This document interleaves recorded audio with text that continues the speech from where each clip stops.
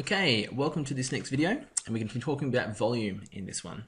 So we're still looking at being able to use formulas for the area and perimeter of rectangles and triangles, and calculate the volumes of rectangular prisms. So at the end of this, you'll want to be able to calculate the volume of some simple prisms. All right. Whoa, the third dimension. Okay, so we've got our Cartesian plane here again. All right, now if we have our x and our y, now it turns out that we're not just locked into that Cartesian plane, we can have a Cartesian space as well. And so what happens is we actually also get a z dimension, if you can imagine that coming out of the page and sort of going into the page as well.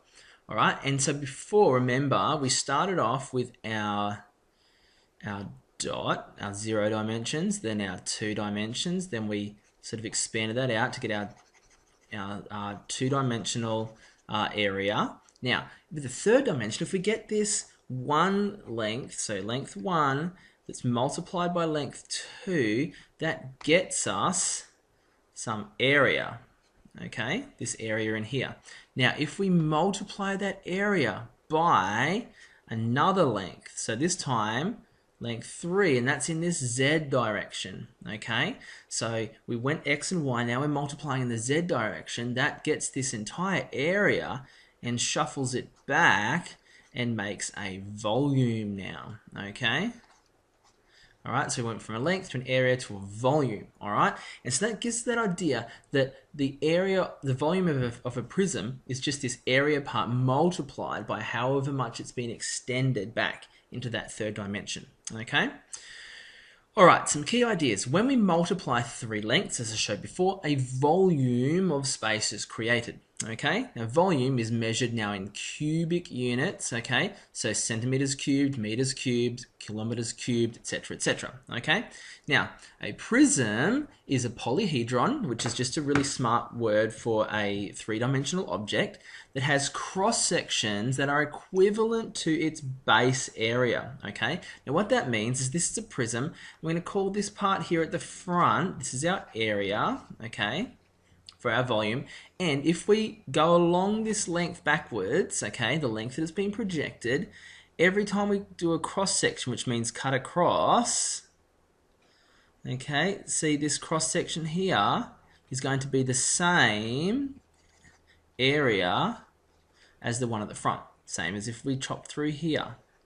Okay, it'd be the same. Okay, that would be area as well. All right, so that's what it means by prism. We can sort of chop it and always get that same shape. All right, let's have a look at a couple of I should say some formulas we're going to be using for this, sorry. Okay, so there's a couple of ways you can go about it.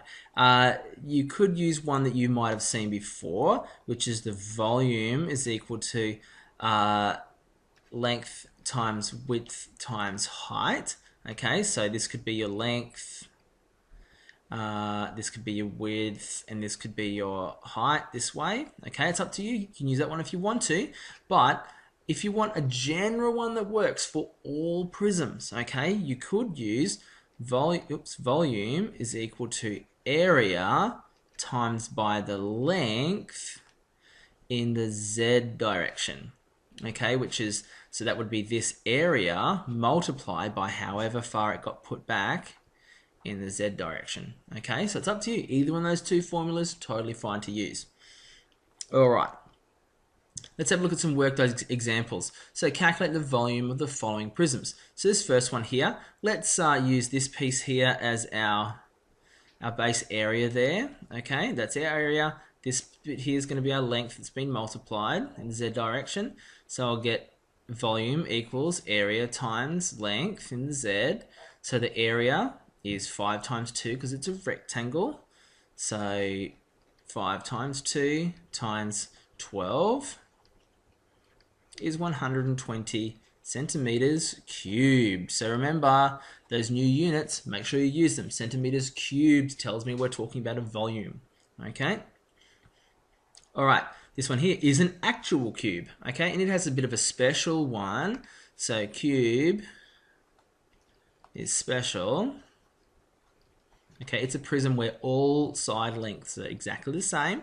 Okay, so the volume for that is equal to side times side times side, which is side cubed. So that would be 5 cubed, which is 125 centimeters cubed. Okay? All right. Okay, so this one here is the reason why I wanted to show you that different way of working out volume rather than just length times width times height, okay? We can't use that for this because it's not a rectangular prism, it's a triangular based prism, okay? Or a triangular prism. So what we're going to say is that this part at the front here is our area and this part here is our length in that Z direction, okay? So we've got volume is area times LZ. The area of this front part will be half base times perpendicular height times 7.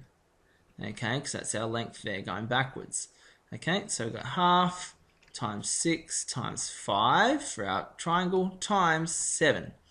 Okay, so 6 5 is 30 times 7, 210 divided in half is 105 centimeters, meters, 105 meters cubed. Okay, so that's why I like that more general way of thinking about volume, that there's an area that's being projected like along into the Z dimension. It's up to you if you want to go about it the way. You can just use length times width times height, totally okay. But if you're comfortable with the area times LZ, have a go at using it. Okay, thank you so much for watching and I'll see you at school. Bye.